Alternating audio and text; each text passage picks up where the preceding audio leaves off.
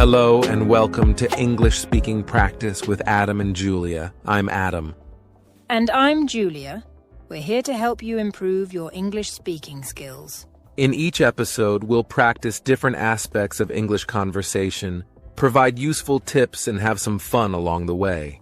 Whether you're a beginner or looking to refine your skills, this podcast is designed to help you speak English more confidently and naturally.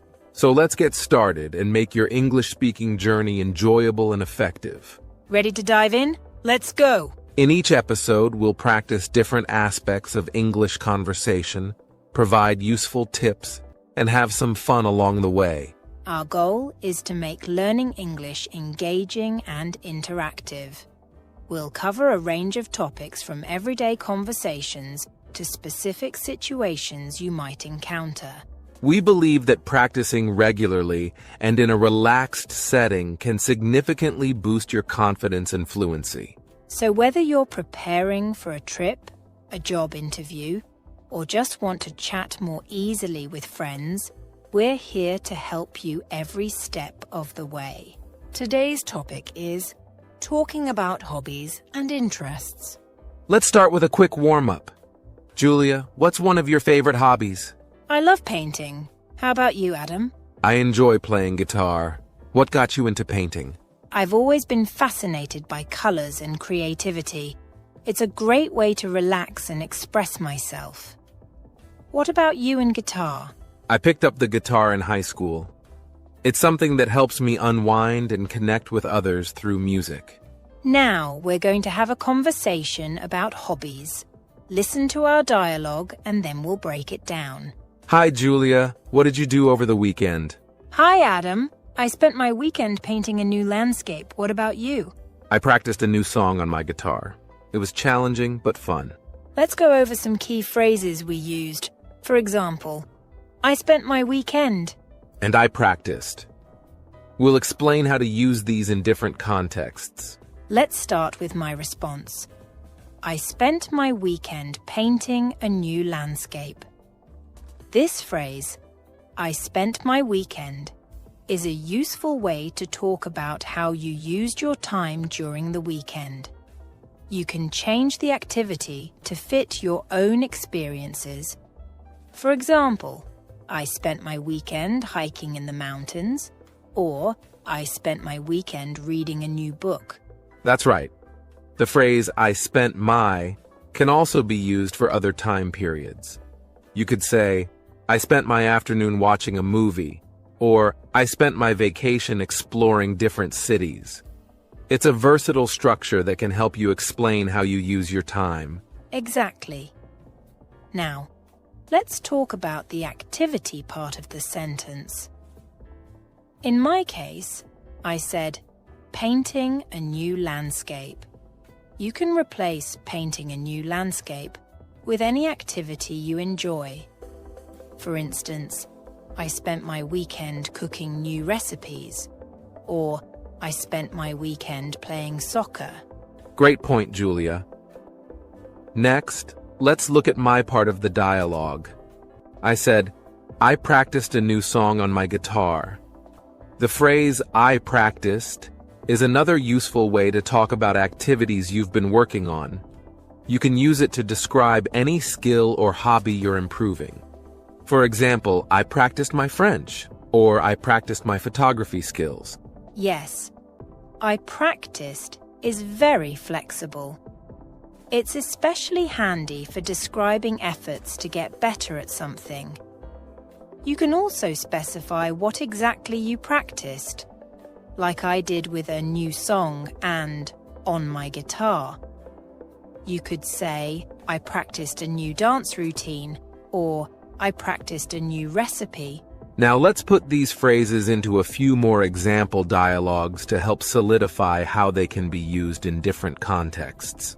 Hi, Julia. How did you spend your Sunday? Hi, Adam. I spent my Sunday baking cookies. What about you? I spent mine practicing calligraphy. It's really calming. That sounds nice. I've always wanted to try calligraphy. You should. It's a lot of fun. Example 2. Hi, Adam. Did you have a good Saturday? Hi, Julia. Yes, I spent my Saturday hiking. How about you? I spent mine practicing my guitar skills. It was quite rewarding. That's awesome. What song are you working on? I'm learning a classic rock song. It's tricky but exciting. Example 3. Hi, Julia. What were you up to this weekend? Hi, Adam. I spent my weekend gardening. What did you do? I practiced my Spanish. It's challenging, but I'm getting better. That's great. Learning a new language is so useful. It really is. I enjoy the process. Now let's break down some of the variations we heard. In these examples, we used the structure I spent my with different activities and time frames. Notice how you can easily switch out the activities to match your own experiences. Exactly. We also saw how I practiced can be used with different skills and hobbies. Whether it's a musical instrument, a language, or any other activity, this phrase helps you clearly communicate what you've been working on. Let's practice creating some more sentences together. I'll start with a few examples and then you can try making your own. How about, I spent my morning... Sure. I spent my morning jogging in the park. Great. How about, I spent my evening... I spent my evening watching a documentary. Perfect. Now let's try. I practiced my drawing skills. Excellent. Listeners, now it's your turn. Try creating your own sentences using I spent my and I practiced. Think about different activities and time frames that apply to your life. Remember, the more you practice using these phrases, the more natural they'll feel. Don't worry about making mistakes. It's all part of the learning process. That's right. And if you want to take it a step further, try having a conversation with a friend or a language partner using these phrases. It's a great way to reinforce what you've learned. Now that we've practiced these phrases, let's move on to some additional tips for talking about hobbies and interests in more detail. Tip 1. Use descriptive language. When talking about your hobbies, try to use descriptive language to make your conversation more engaging. For example, instead of saying, I like reading, you could say, I enjoy reading mystery novels because they keep me on the edge of my seat. Yes, adding details about why you enjoy something can make your conversation more interesting. You could say, I love hiking because it allows me to explore nature and get some exercise. Tip 2. Ask follow-up questions. Another great tip is to ask follow-up questions to keep the conversation going. For example, if someone says they like cooking, you could ask, what's your favorite dish to cook? Or, have you tried any new recipes lately? Asking questions shows that you're interested in the other person's hobbies and can lead to a more engaging and interactive conversation. Tip 3. Share personal stories. Sharing personal stories related to your hobbies can also make your conversations more memorable. For instance, you could talk about a time you participated in a painting class and what you learned from that experience. Personal stories help build connections and make your conversations more relatable. You could share a story about a memorable hike you went on or a concert you attended. Let's try applying these tips in a new conversation. Sure, I'll start. Hi, Julia. What did you do last weekend? Hi, Adam. I spent my weekend trying out new recipes. I made a delicious chocolate cake. How about you? That sounds amazing. I spent my weekend hiking. I found a beautiful trail with stunning views. What kind of recipes do you like to try? I love baking desserts. It's always fun to experiment with different flavors. Hiking sounds great. Do you have a favorite trail? Yes, there's one near the coast that has breathtaking ocean views. Baking sounds like a lot of fun. What inspired you to start baking? I've always had a sweet tooth, and baking is a great way to satisfy it. Plus, I enjoy the creativity involved. How long have you been hiking? I've been hiking for about 5 years now. It's a wonderful way to stay active and enjoy nature. That's fantastic. Maybe one day we can exchange a slice of cake for a hiking tip. Deal. I'd love that. In this conversation, you can see how we used descriptive language, asked follow-up questions, and shared personal stories to make the dialogue more engaging. Yes, these techniques help create a more dynamic and interesting conversation. They also make it easier to connect with others over shared interests. Listeners, try using these tips in your own conversations. Practice talking about your hobbies and interests with friends, family, or language partners. The more you practice, the more confident you'll become. Remember, the key is to be curious and open-minded. Asking questions and sharing your experiences makes for a richer and more enjoyable conversation. We hope you found this segment helpful. Now, let's move on to some vocabulary and phrases related to hobbies and interests. Stay with us as we dive into useful words and expressions that will enhance your conversations. See you in the next segment. Here are some useful words and phrases related to hobbies: pastime, enthusiast, passionate about, to unwind. Can you use to unwind in a sentence, Adam? Sure. I like to unwind by reading a good book in the evening. Great example. Let's go through each of these words and phrases in more detail. Key vocabulary. First, we have pastime. A pastime is an activity that you enjoy doing during your free time. For example, one of my favorite pastimes is playing chess. Next, enthusiast. An enthusiast is someone who is very interested in a particular activity or subject. For instance, she is a photography enthusiast who spends her weekends taking pictures of nature. Then we have passionate about. This phrase means to have a strong interest or love for something. For example, he is passionate about cooking and loves trying new recipes. Lastly, to unwind. This means to relax after a period of work or stress. As Adam mentioned earlier, I like to unwind by reading a good book in the evening. Interactive practice. Now it's your turn, listeners. Try to use these words in your own sentences. Think about your hobbies and how you spend your free time. For example, you could say, one of my favorite pastimes is gardening, or I am a sports enthusiast and watch games every weekend. Or, I am passionate about painting and spend hours in my studio. And, to unwind, I often go for a walk in the park. Take a moment to think about your own hobbies and interests. How would you use these words to describe them? Remember, practicing these words and phrases will help you use them more naturally in conversations. Don't be afraid to write them down and create sentences that apply to your own life. Let's go through a few more examples to give you some additional practice. Example sentences. During the weekends, my favorite pastime is hiking in the mountains. As a travel enthusiast, I love exploring new countries and learning about different cultures. She is passionate about music and plays several instruments. After a busy day at work, I like to unwind by watching my favorite TV shows. Listeners, try creating sentences like these with your own hobbies and interests. Practicing this will help reinforce your learning and make it easier to use these phrases in real conversations. And if you have a language partner or a friend who is also learning English, you can practice together by sharing your sentences and giving each other feedback. It's also helpful to write down new vocabulary words and review them regularly. Repetition is key to building your vocabulary. That's right. The more you use these words, the more confident you'll become in your ability to speak about your hobbies and interests in English.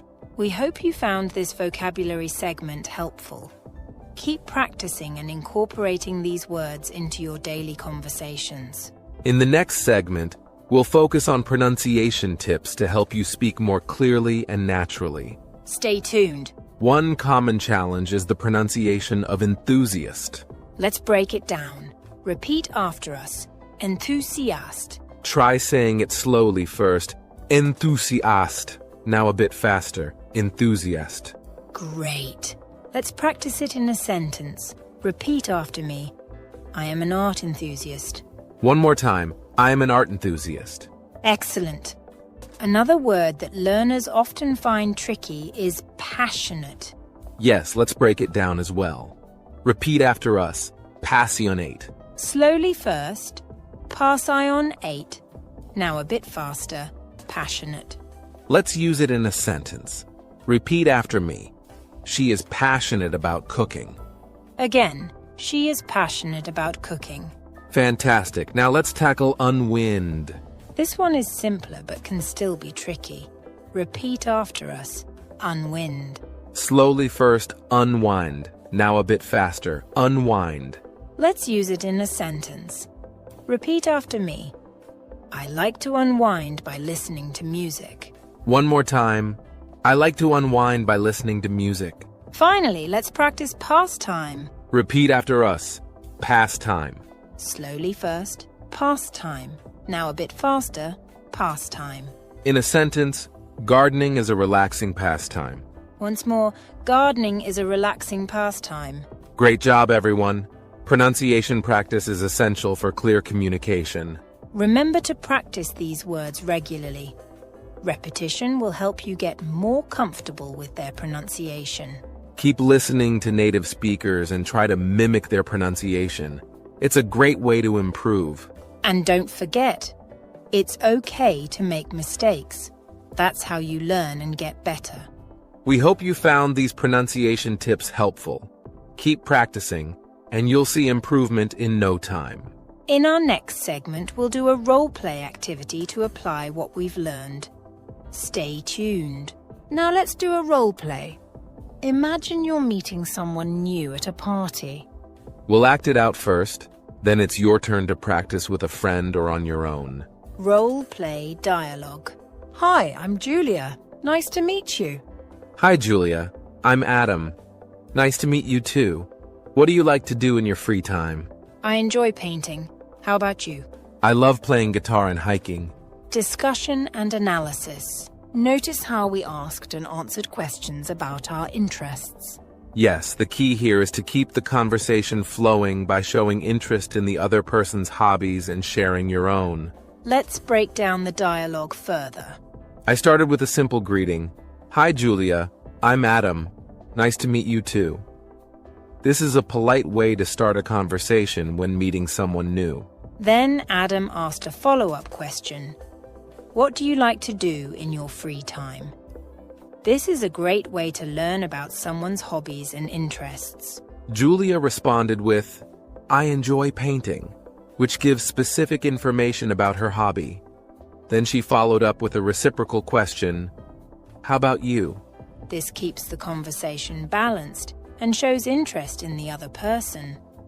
Adam then shared his hobbies. I love playing guitar and hiking. This structure helps create a natural and engaging conversation. It's important to be both a good speaker and listener. Let's practice some variations of this role-play to give you more examples. Example 1. Hi, I'm Julia. Nice to meet you. Hi, Julia. I'm Adam. Nice to meet you too. What do you do for fun? I love baking. How about you?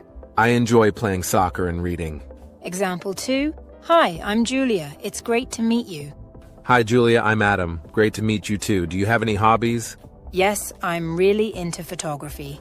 What about you? I like hiking and learning new languages. Notice how in each example, we kept the structure similar but varied the wording slightly. This helps keep the conversation fresh and dynamic. Exactly.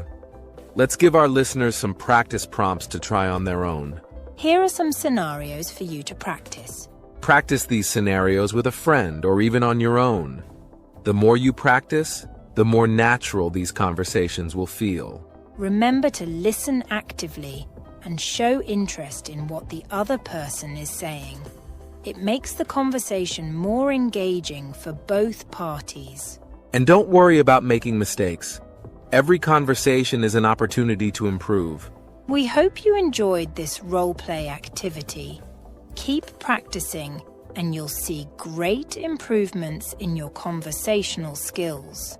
Up next, we'll be answering some questions from our listeners. Stay tuned. Answering listener questions. Now let's answer some questions from our listeners. Here's one from Sarah. How can I sound more natural when speaking English? Great question, Sarah. One tip is to practice with native speakers or use language exchange apps. Yes, interacting with native speakers helps you pick up natural expressions and intonations. You can also mimic the way they speak to improve your fluency. Another tip is to listen to a lot of English through podcasts, movies, and TV shows. Pay attention to how words are pronounced and the rhythm of the sentences. Additionally, try to think in English rather than translating from your native language. This helps you become more fluent and less hesitant when speaking. Practicing regularly is key. Even if it's just a few minutes a day, consistent practice will make a big difference over time. Also, don't be afraid to make mistakes. They're a natural part of learning and help you improve. Absolutely. Thank you for your question, Sarah. Keep practicing and you'll see improvement. Our next question is from John. What are some good ways to expand my vocabulary? Great question, John. One effective way is to read a lot. Books, articles, and even social media posts can introduce you to new words. Yes. And when you come across new words, make a habit of writing them down and looking up their meanings. Try to use them in your own sentences. Another method is to use flashcards or apps designed for vocabulary building. These can help reinforce new words and their meanings. Engaging in conversations on various topics also helps. The more you talk about different subjects, the more your vocabulary expands. Watching English language media with subtitles can also be beneficial. It allows you to see and hear new words in context. Great tips, Julia. Thank you for your question, John. We hope these tips help you expand your vocabulary. Our last question today is from Maria. How can I improve my listening skills? Excellent question, Maria. One effective way is to listen to English every day. Podcasts, audiobooks, and songs are great resources. Yes, and try to listen to a variety of accents and speaking styles. This will help you become more adaptable in understanding different speakers. Watching movies and TV shows in English with and without subtitles can also improve your listening skills. Start with subtitles, then gradually try without them. Practicing active listening is important. Focus on understanding the main ideas and details, rather than translating every word in your head. Engaging in conversations with native speakers is also very helpful. It allows you to practice listening in real time and ask for clarification if needed. Great advice, Adam. Thank you for your question, Maria. Keep practicing, and your listening skills will improve over time. We hope you found our answers helpful. Keep sending in your questions, and we'll answer more in future episodes. Up next, we'll wrap up with some final thoughts and tips for improving your English speaking skills. Stay tuned. Today, we covered how to talk about hobbies, useful vocabulary, and pronunciation tips. Keep practicing, and don't be afraid to make mistakes. That's how you learn. Next time, we'll discuss travel and adventure. Thanks for listening. Don't forget to subscribe and leave a review. See you next time on Speaking Practice with Adam and Julia.